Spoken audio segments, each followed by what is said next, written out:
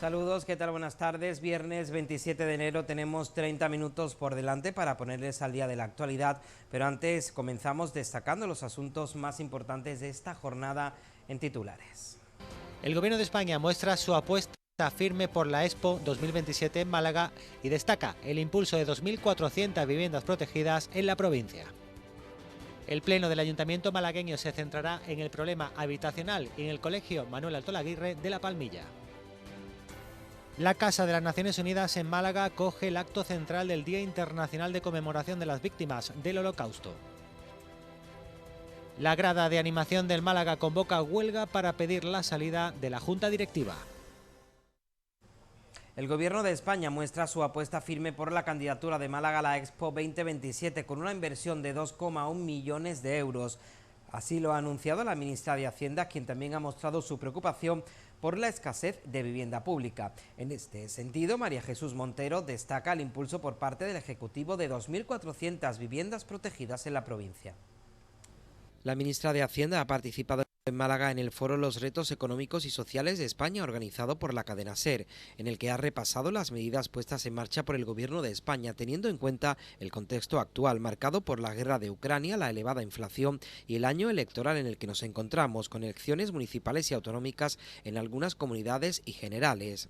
María Jesús Montero ha destacado la apuesta firme del Gobierno por combatir la desigualdad, poniendo en marcha medidas encaminadas a proteger no solo a los más vulnerables, sino a las clases medias que sustentan el crecimiento y el progreso del país. Insiste en que los datos avalan la eficacia de estas políticas. En Málaga, por ejemplo, se han beneficiado del impuesto mínimo vital 25.400 personas. Tipo mínimo de sociedades, impuesto energética, a bancos o a grandes patrimonios. Al tiempo, bajamos la aportación de las rentas medianas y de pymes, hemos practicado la mayor rebaja fiscal de la democracia para la familia, con las medidas del precio de la factura de la luz, del gas y ahora el IVA de los alimentos. En paralelo, nuevos derechos, ingreso mínimo vital. Respecto a la ciudad de Málaga, Montero la califica de moderna, urbana y cosmopolita, poniendo en valor el papel activo del parque tecnológico como creador de empleo y atracción de empresas y el esfuerzo del sector turístico por recuperarse. Un buen ejemplo del crecimiento y progreso de la ciudad es, ha manifestado, la celebración de la Expo 2027, para lo que ha anunciado un impulso estatal de 2,13 millones. Un compromiso financiero del Gobierno de España que va a alcanzar los 2,13 millones de euros en el ejercicio 2023. Un acuerdo entre el Estado, la Junta de Andalucía, la Diputación y el Ayuntamiento de Málaga. Continuando con la ciudad, ha mostrado su preocupación por la dificultad de la población, sobre todo de los jóvenes, de acceder a una vivienda y ha recordado a la Junta de Andalucía sus competencias en esta materia. En este sentido, ha anunciado que el Gobierno central destina en los presupuestos generales del Estado de este año 3.500 millones de euros para que en la provincia se construyan 2.400 viviendas protegidas. Un problema que, como bien saben, es acuciante en zonas determinadas de la ciudad, en las llamadas zonas tensionadas, como ocurre aquí en Málaga, y por ello quiero decirles que hemos aportado recursos para que esta ciudad cuente con cerca de 2.400 nuevas viviendas de protección pública. En otro orden de cosas, la ministra celebra que 2022 se haya cerrado con un crecimiento del 5,5% del Producto Interior Bruto. Resalta los datos de la EPA que reflejan que España ha cerrado 2022 con casi 20,5 millones de ocupados en el último trimestre.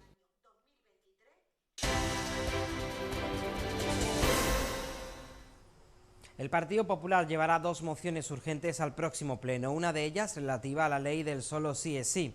Tratará de instar al Ministerio de Igualdad que vuelva al diálogo social, al servicio público y a la defensa de mujeres y víctimas. El Grupo Municipal Popular instará en una moción urgente al Gobierno central a que retomen los trabajos para la continuidad del Pacto de Estado contra la violencia de género, así como que su aplicación tenga carácter plurianual. Asimismo, ha querido mostrar su apoyo a todas aquellas víctimas que se han visto perjudicadas por esta nueva ley. Y queremos mostrar el apoyo al Poder Judicial, al movimiento feminista, a las mujeres víctimas de violencia de género y a la familia de mujeres y menores asesinados, cuyos verdugos, decimos textualmente, podrían beneficiarse de reducciones de condena tras la aprobación de la ley de solo sí es sí, ¿no? Por otro lado, los populares solicitarán a la Junta de Andalucía y al Gobierno central que contemplen en su planificación de viviendas públicas las necesidades que se recogen en el Plan Municipal de Vivienda y Suelo 2023-2027. Además, también pedirán que ambas instituciones se comprometan a la construcción de más viviendas públicas en la capital dentro del marco de sus competencias. Hay que recordar que el Plan Municipal de Vivienda se presentó hace 2 semanas y contempla la construcción de más de 8.900 viviendas. El PSOE afirma que el alcalde está vendiendo la ciudad al contado a especuladores y fondos buitre. Daniel Pérez afirma que el problema habitacional ha provocado la marcha de 7.500 malagueños. El PSOE dedica su moción urgente al problema existente con la vivienda. Málaga es uno de los lugares más caros del país para adquirir o alquilar y culpa a las políticas de Francisco de la Torre.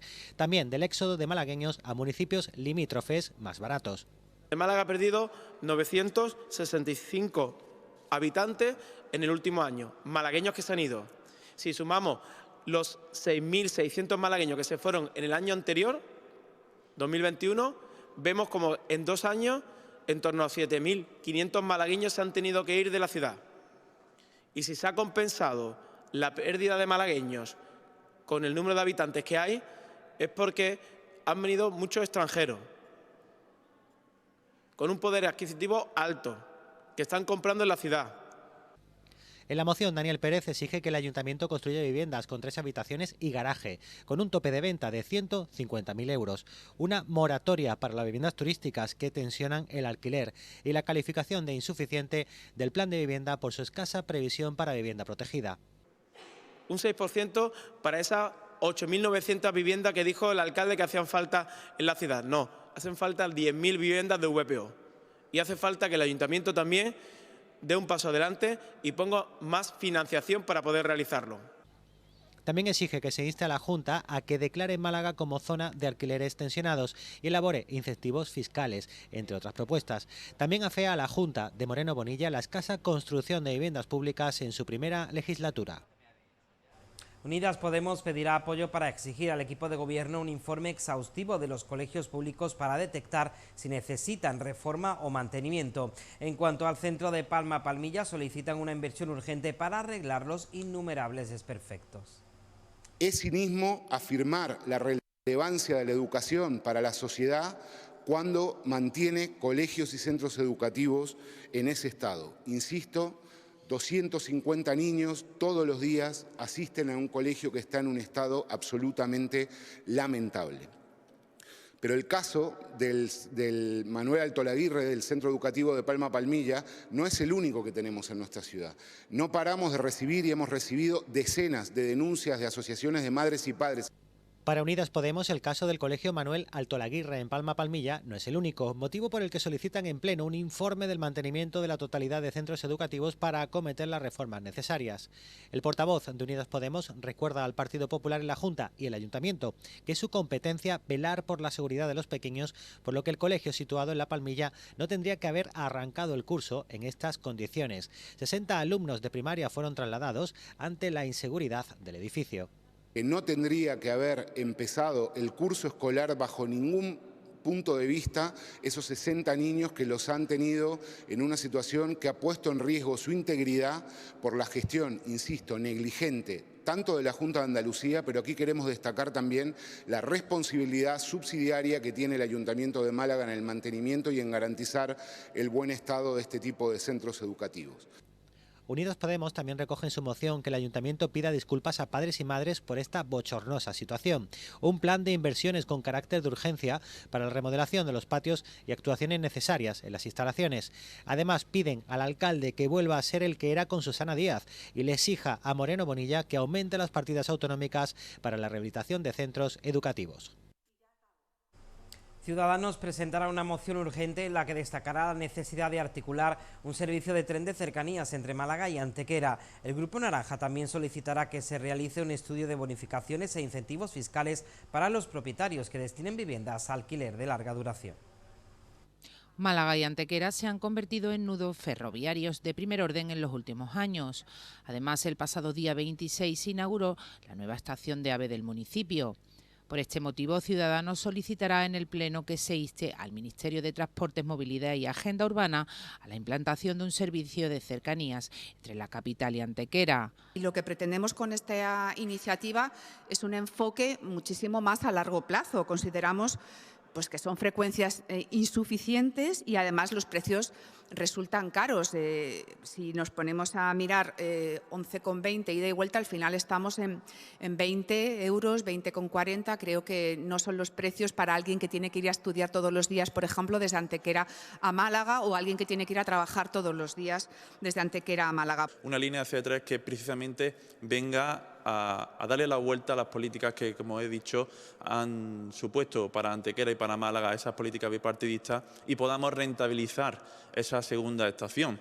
El Grupo Naranja también quiere que se apruebe un estudio de bonificaciones e incentivos fiscales para aquellos propietarios que destinen sus viviendas vacías a alquileres de larga duración. Por otro lado, Losada presentará una moción ordinaria relativa a las obras de rehabilitación del edificio de la Agencia Tributaria en la Avenida de Andalucía. Los de Ciudadanos quieren que se presente un calendario de plazos para saber cuándo la plantilla de trabajadores de este edificio pueden volver a él. También han señalado que el Pleno debe demostrar su disconformidad con el despilfarro económico que supone gastar 1,9 millones de euros al año en alquileres de sedes provisionales por la clausura del mencionado edificio. Podemos reclama un plan de mejora a las instalaciones de las bibliotecas municipales y ampliar sus horarios y actividades. Destaca que la red con la que cuenta la ciudad de Málaga es muy deficiente y no está a la altura de lo que se merecen sus vecinos. Podemos presenta una moción para que las bibliotecas municipales de la capital amplíen horarios, accesibilidad y su oferta de actividades para incentivar la lectura. Destaca que en la actualidad solo 4 de las 18 bibliotecas municipales de la ciudad tienen horario continuo de mañana y tarde. Además, insiste en que la gran mayoría tampoco abren los fines de semana. La ampliación de horarios se propone acompañada por una ampliación de la actividad que incida en las bibliotecas como un lugar de encuentro en torno al libro y al fomento de la lectura, donde se celebren a diario todo tipo de actividades formativas y de ocio. Además de este problema de horarios, hay un problema estructural que tiene que ver con la falta de inversión, lo que hace que nos encontremos con muchas bibliotecas de barrio, como es el caso de esta de Welling, que por ejemplo no tiene ni los más mínimos medios de accesibilidad. Tiene un problema serio de accesibilidad que hace que personas con movilidad reducida o personas mayores directamente no puedan acceder porque se encuentran en un primer piso con una escalera bastante pronunciada. Podemos también incide en la necesidad de que se mejore la calidad y velocidad de la red wifi que ofrecen las bibliotecas municipales, una demanda que hace extensiva a todos los centros municipales de uso ciudadano.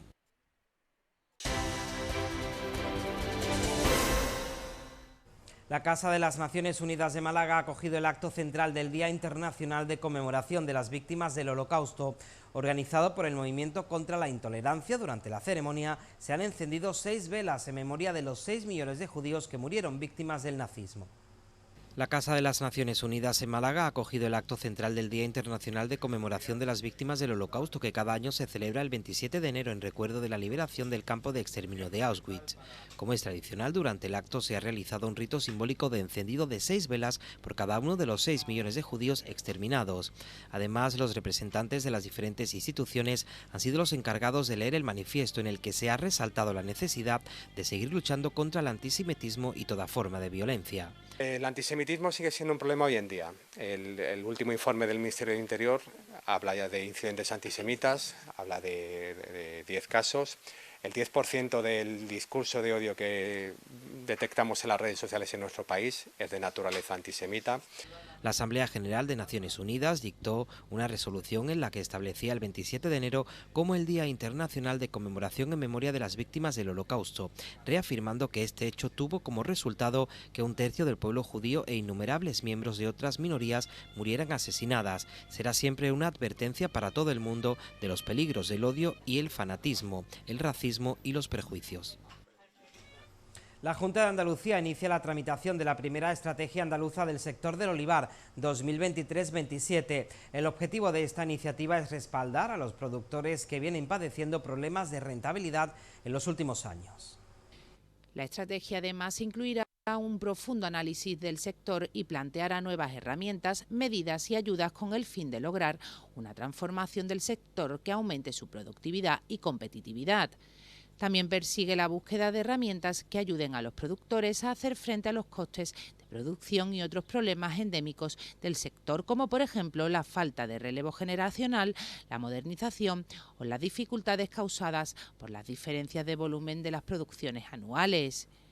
Entre otros ámbitos, se prevé avanzar en la mecanización de las plantaciones tradicionales para que el olivar pueda ganar estabilidad y hacer frente mejor a las bruscas subidas y bajadas de los costes de producción y los precios de mercado.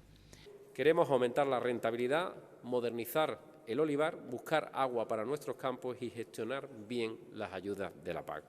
Y todo esto hay que hacerlo, como no puede ser de otro modo, de la mano del propio sector, de los agricultores y de la gente del campo. Creemos que las políticas del Gobierno están en el camino correcto. Les pongo como ejemplo el último dato que hemos conocido precisamente estos días.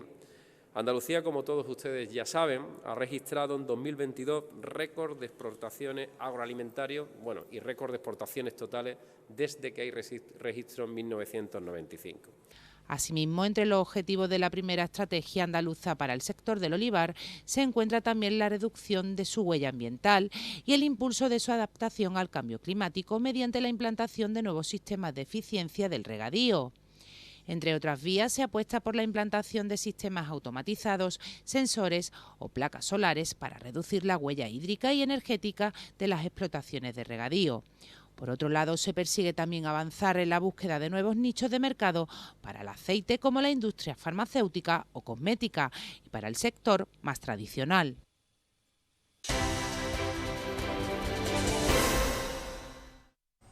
Tiempo ya para la información deportiva. El Málaga visita el Molinón el domingo por la tarde, donde se medirá al Sporting de Gijón en el estreno de Pellicer en el banquillo. Tras un inicio de temporada ilusionante, los asturianos fueron cayendo en picado en la tabla, motivando la destitución del mítico Abelardo al frente del equipo. Prueba de fuego para el Málaga el domingo en el Molinón, en un partido que dirigirá el colegiado catalán Rubén Ábalos Barrera.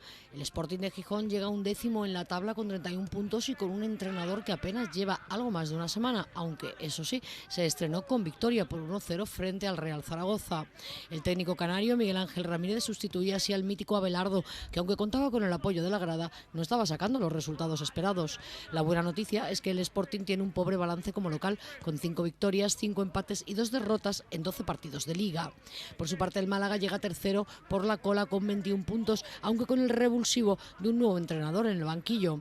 Por cierto, que Sergio Pellicer no podrá contar en su estreno con el delantero Fran Villalba por la conocida popularmente como cláusula del miedo, ya que está cedido por el club asturiano. También serán baja por lesión del Mas, Escasi, Genaro y Pablo Chavarría. El plantel entrena este viernes y el sábado por la mañana antes de emprender el viaje a Asturias a las 5 de la tarde. La grada de animación del Málaga convoca huelga para pedir el cese de la directiva, una protesta que cuenta con el respaldo de la Federación de Peñas Malaguistas, aunque matizan que seguirán apoyando al equipo de la Rosaleda. La grada de animación y el Fondo Sur 1904 han convocado una huelga de actividad para buscar la salida inmediata de la directiva, a la que consideran responsable del descalabro deportivo que está sufriendo el equipo. Si ya era habitual escuchar cánticos en la Rosaleda contra Manolo Gaspar o José María Muñoz, además de pancartas protestando por su gestión, ahora la afición da un paso más y convoca varias acciones de protesta para el próximo partido en casa frente al Real Oviedo. A través de un comunicado aseguran que ha llegado el momento de ser tajantes y luchar, y es que son ya varios años en los que el Málaga no termina de arrancar ni conseguir los objetivos propuestos durante las temporadas. Han pasado muchos jugadores y entrenadores, concretamente 6 en los últimos 3 años, datos que ponen en evidencia a los actuales directivos del club. Por su parte, la Federación de Peñas Malaguistas rompe su silencio con un duro comunicado donde piden la elección de un director general que lleve las riendas del club al margen de la administración judicial. Dejan en evidencia que no están de acuerdo con la forma en que se ha realizado el cese de Pepe Mel y que tampoco creen que ir cambiando de entrenador sea la solución. Asimismo, dan un palo a la plantilla que dicen no está a la altura de las circunstancias. Aunque apoyan la huelga de la grada de animación, reconocen, eso sí, que seguirán apoyando al equipo en la Rosaleda. El Unicaja se enfrentará desde la 1 del mediodía del domingo al Valencia Basket en una nueva jornada de la Liga Endesa. Los malagueños buscarán seguir sumando buenas sensaciones ante un rival al alza tras clasificarse para la Copa del Rey.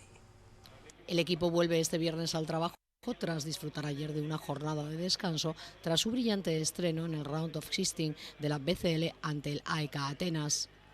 El rival de los malagueños, el Valencia Basket, marcha en octava posición en la competición doméstica, con un balance de 9 triunfos y 8 derrotas, logrando de esta manera el último billete para la próxima edición de la Copa del Rey.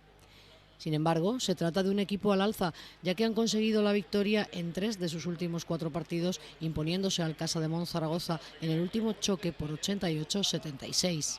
En Euroliga, los de Alex Muru son undécimos tras 21 partidos, con 11 triunfos y 10 derrotas, tras doblegar en Europa este jueves al Alba Berlín en su feudo. Ambos equipos se han enfrentado en un total de 98 ocasiones en todas las competiciones a lo largo de la historia, por lo que es ya una rivalidad clásica, con 44 victorias y 54 derrotas. En liga regular se han medido 63 veces, con 29 victorias y 34 derrotas, si bien el balance es favorable en casa, con 16 triunfos y 15 derrotas.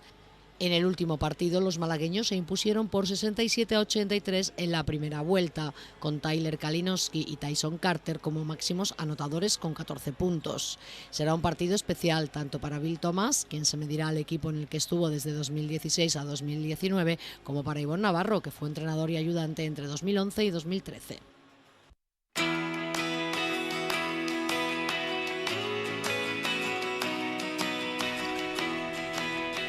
Conocemos ahora la previsión meteorológica para mañana sábado. Temperaturas sin cambios con heladas débiles en el interior, vientos del noroeste.